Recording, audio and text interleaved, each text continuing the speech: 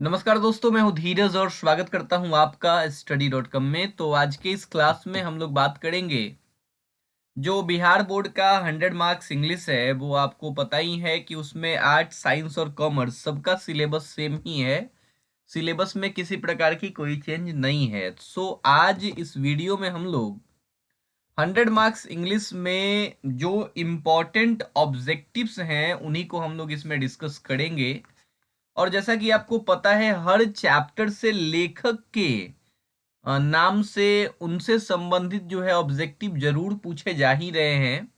इसलिए हम लोग यहाँ पे देखेंगे कि कौन कौन से ऑब्जेक्टिव्स हैं जो लेखक से जुड़े हुए हैं, और इसको हम लोग दो पार्ट में देखेंगे। तो चलिए इस वीडियो को शुरू करते हैं। सबसे पहले एक लेखक है हमारे जॉन डॉन। आप सभी को पता है कि इन्होंने जो चैप्टर लिखा हुआ है उस चैप्टर का नाम है sweetest love I do not go. ठीक है, तो ये चैप्टर, सबसे पहली बात तो आपको यही याद होनी चाहिए कि sweetest love I do not go के लेखक कौन है। तो वो है जॉन डॉन। ठीक है, अब बात आती है कि जॉन डॉन का जन्म हुआ कब था। तो भाई, इनका जन्म जो हुआ था वो 1572 ईस्वी में हुआ था। ठीक है, और इनकी मृत्यु कब हो गई थी? इनकी मृत्यु हो गई थी 1631 ईस्वी में। तो ये इनका डेट ऑफ बर्थ और जो है डेट ऑफ डेथ है। तो दोनों चीजें आपको क्लियर है। यहां से एक क्वेश्चन जो बिल्कुल आता है एग्जाम में, और वो है कि जॉन डॉन एक मेटाफिजिकल पोएट थे। आपको ये वर्ड ध्यान रखना है। ये जो वर्ड है मेटाफिजिकल, ये वर्ड डायरेक्टली आता है कि जॉन डॉन कैसे कवि थे, कैसे पोएट थे। और ये वर्ड जो है आपका मेटाफिजिकल, ये वर्ड डायरेक्ट ऑप्शन में होता है। जैसा कि आपको पता है कि इनको ऑक्सफोर्ड यूनिवर्सिटी से बिना डिग्री के ही जाना पड़ा था, क्योंकि इनका जन्म हुआ था रोमन कैथोलिक फैमिली में। आप सभी को पता है कि जो इंग्लैंड है वहां पे ईसाई जो होते हैं ना, ईसाई में भी बहुत सारे मतलब उसमें सेगमेंट होते हैं। ठीक है, जैसे मुस्लिम्स में होते हैं। आपको पता है कि मुस्लिम्स जो होते हैं उसमें एक सिया मुस्लिम्स होते हैं, एक सुन्नी मुस्लिम्स होते हैं। इसके अलावा भी और बहुत सारे सेक्ट्स हैं, उसमें और भी बहुत सारे बंटवारे हैं। सूफी होते हैं, मुस्लिम्स में ही एक सूफी धारा भी चलती है।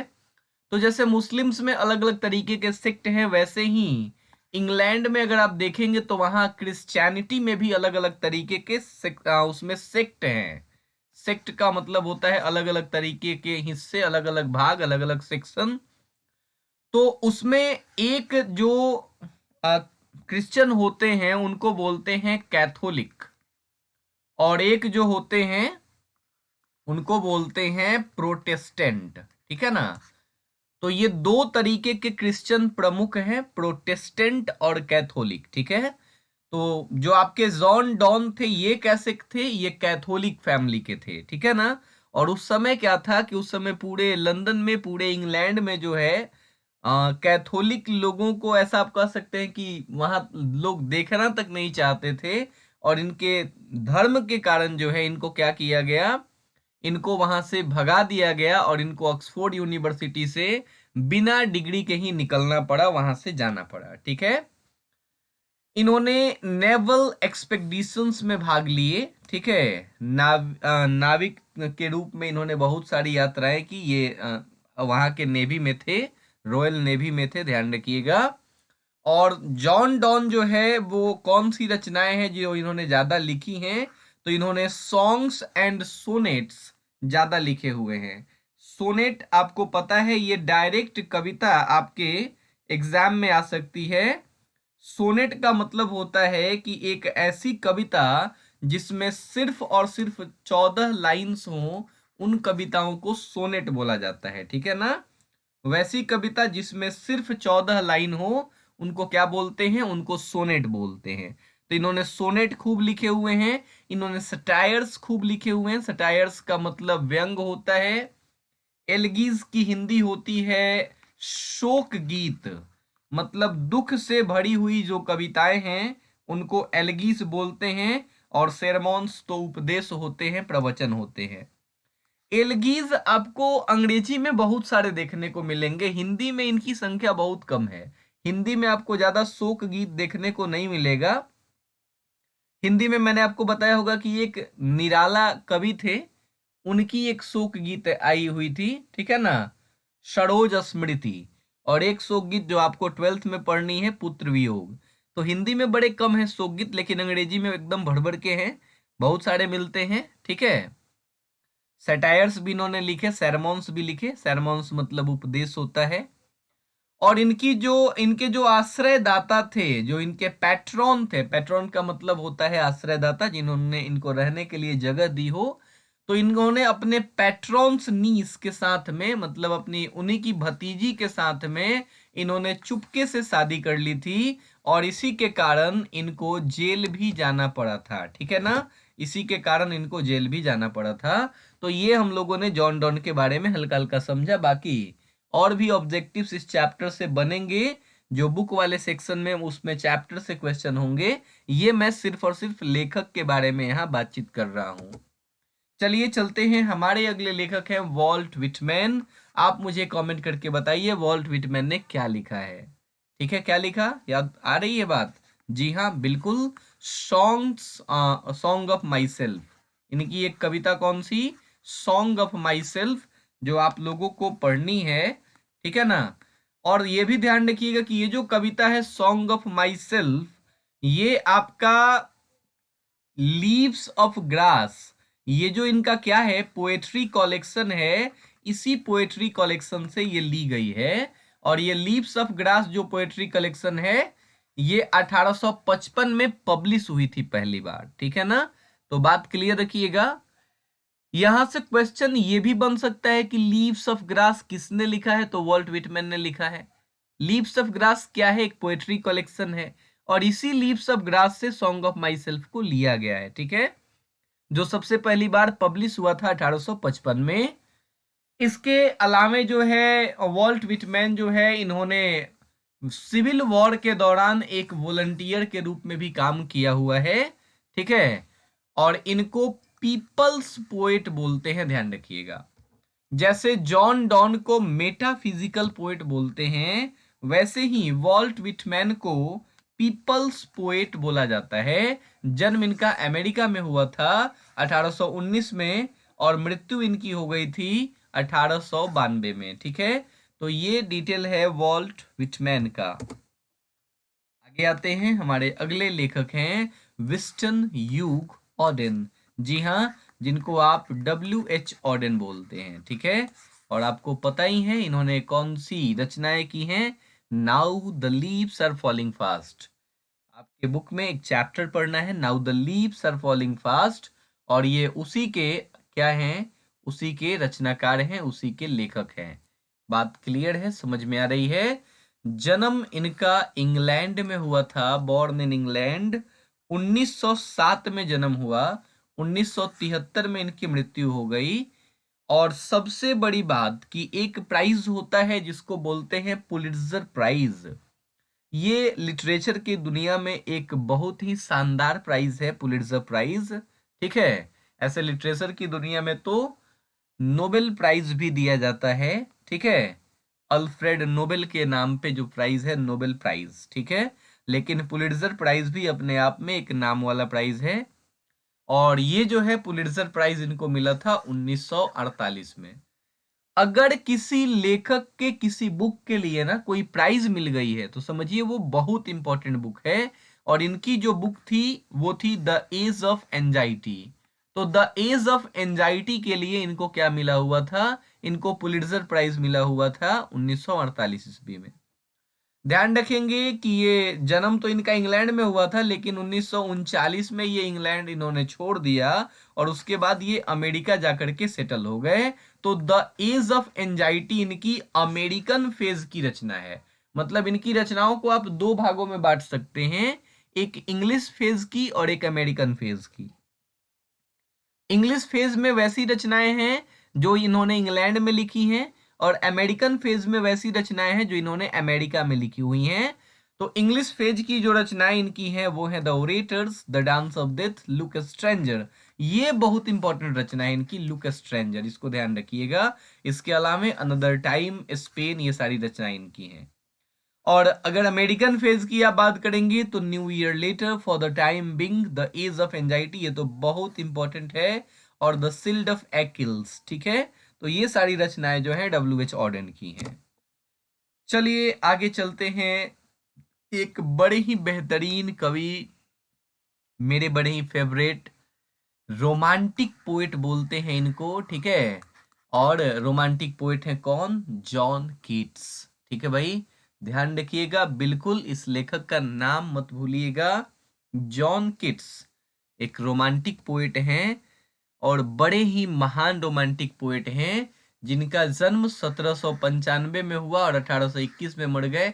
मात्र 26 साल ही ये जी पाए थे, और 26 साल में इतना कुछ कर दिया कि जिसके चलते आप इनको आज पढ़ रहे हैं 12th क्लास में।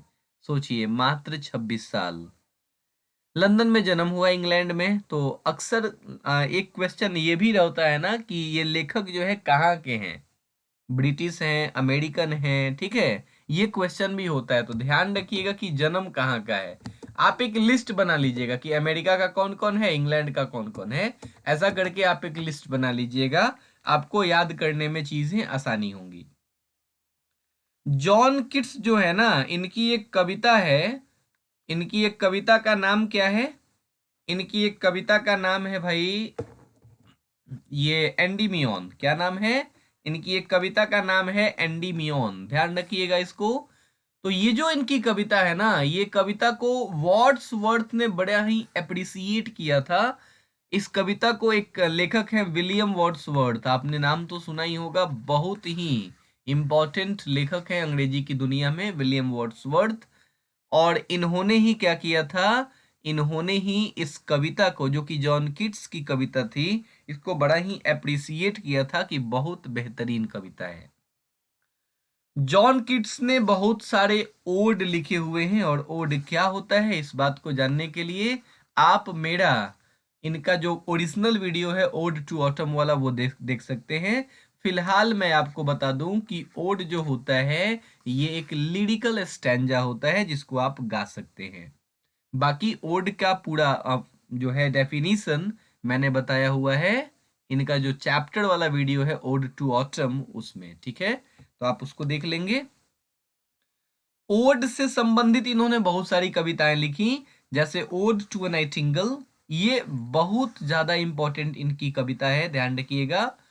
Odd on melancholy, ode to psyche, ode on indolence, ode on grecian urn, और ओड टू ऑटम, जो कि आप पढ़ते ही हैं इसी बुक में, अपने ही बिहार बोर्ड क्लास 12 के सिलेबस में। तो ओड से संबंधित बहुत सारी कविताएं हैं, जिसमें से मैं कहूंगा कि अगर सारे नाम आपको नहीं याद हो रहे हों तो कम से कम ओड टू अ नाइटिंगेल जरूर याद कर लीजिएगा। ध्यान रखिएगा, ट्यूबरक्यूलोसिस से मृत्यु हो गई थी भाई 26 साल की उम्र में ही, और ये ग्रीक माइथोलॉजी को पढ़ना बहुत ज़्यादा पसंद करते थे। तो ये कुछ बातें हैं जॉन किट्स के बारे में, एक बड़े ही बेहतरीन रोमांटिक पोएट। ओके, चलिए आगे बढ़ते हैं, और हमारे अगले लेखक हैं वॉल्टर डेला मेयर, जिन्होंने लिखा है एन एपिटैफ। सबसे पहले तो ये जो क्वेश्चन है ना, एन एपिटैफ, यही 2 नंबर में आ जाता है कि एपिटैफ क्या होता है। तो कोई भी इंसान जब मर जाता है ना, तो उसकी कब्र पे जो चीजें, जो लाइंस लिखी हुई होती हैं, उसी को बोलते हैं एन एपिटैफ, ठीक है। एपिटैफ का मतलब होता है कि किसी के टॉम्ब पे, किसी के कब्र पे जो है, जो इंस्क्रिप्शन हुई चीजें हुई होती हैं, वैसे वर्ड्स, वैसी बातें जिनको किसी के टॉम्ब पे इंस्क्रिप्ट किया जाता है, किसी के टॉम्ब पे, किसी के कब्र पे खुदाई करके या कुछ करके लिखा जाता है। आपने देखा होगा ना, अक्सर लोगों के कब्र पे लिखी हुई चीजें होती है कि इनका जन्म इतने समय से इतने समय तक हुआ, या किसी के कब्र पे कोई अच्छी अच्छी बात भी लिखी हुई होती है। तो वो जो चीज है, डेट इज क्या, उसी को बोलते हैं एपिटैफ। ध्यान रखिएगा, ये 2 नंबर के क्वेश्चन स्पेशल्स हो सकते हैं। बाकी ऑब्जेक्टिव तो ये भी पूछा जा सकता है कि एपिटैफ क्या है, ये इसकी रचना किसने की हुई है, कौन इसके लेखक है। लेखक का नाम आपको इसलिए भी याद होना चाहिए कि ऐसे भी आपसे 5 नंबर में क्वेश्चन आता ही है मिलान करने के लिए, ठीक है। वॉल्टर डेलामेयर का जन्म कहाँ हुआ? इंग्लैंड में हुआ जी। इंग्लैंड में कहाँ? केंट में। और केंट में कहाँ? कार्लटन नाम का एक गांव था, चार्ल्टन या कार्लटन जो कुछ भी है, केंट इंग्लैंड में जन्म हुआ था, ठीक है। ध्यान रखेंगे, इनको चिल्ड्रंस पोएट बोलते हैं, बच्चों से बहुत ज्यादा लगाव था इनको।